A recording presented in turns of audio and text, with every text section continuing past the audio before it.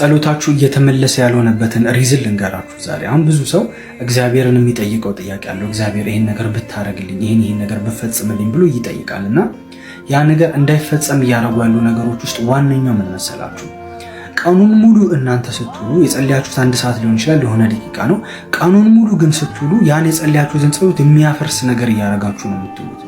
መጽሐፍ ቅዱስ ላይ ሲናገር ከምን ለምነውም ከምናስበውም በላይ አብልጦ ሊሰጠን ለሚቻለው ብሎ ይገልጸዋል እግዚአብሔር። እግዚአብሔር የሚሰጠን የምንለምነውን ብቻ አይደለም የምናስበውንም ጭምር ነው። ስለዚህ ሐሳብ ጥያቄም ጭምር ነው ማለት ነው። እግዚአብሔር ስትለምኑት ብቻ አይደለም የሚሰጣችሁ፣ ስታስቡም ጭምር በእግዚአብሔር ዘንድ ያ ጥያቄ ነው። አሁን አንድ ሰው ለምሳሌ ስለ ፋይናንስ እየጸለየ ፋይናንስ ለእግዚአብሔር ይሄን ነገር እንድታረግልኝ ብሬክ ስሩ ፈልጋለሁ ብሎ ጸለየ። ከዛ ቀኑን ሙሉ የሚያስበው ውድቀት ከሆነ፣ ቀኑን ሙሉ የሚያስበው እንደማይሳካለት ከሆነ፣ ቀኑን ሙሉ የሚያስበው ከጸለየው ጸሎት ጋር የተጣረሰ ነገር ከሆነ ያቺ 1 ሰዓት የተጸለየችው ጸሎት 23 ሰዓት እያሰባችሁ ካለው ሐሳብ ጋር እንዴት አድርጋ ነው መጣጣም የምትችለው? የትኛው ይበልጣል?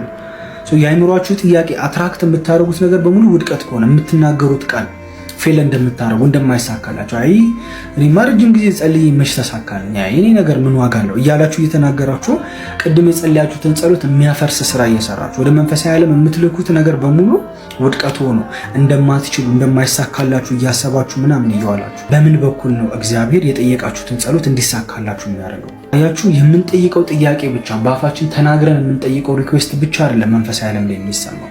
ቀኑ ሙሉ የምናስበው ሐሳብ ስለጠየቅነው ጥያቄ ኢቭን ያለን ሜንታሊቲ በጣም ማተር ያለው ሜንታሊቲያችሁ ፌል እንደምታረጉ የሚያስብ ከሆነ፣ ኪሳራ ውስጥ እንዳላችሁ እንደወደቃችሁ የሚያስብ ከሆነ የጸለያችሁት ጸሎት አቺቭ እንዳይሆን፣ የጸለያችሁት ጸሎት በእናንተ ህይወት ላይ ፍሬ እንዳያፈራ ራሳችሁን እየዘጋችሁ ነው ማለት ነው። ስለዚህ ከጸሎቱ በፊት መጀመሪያ ስለምትጸልዩት ርዕስ ማይንድ ሴታችሁን አስተካክሉ።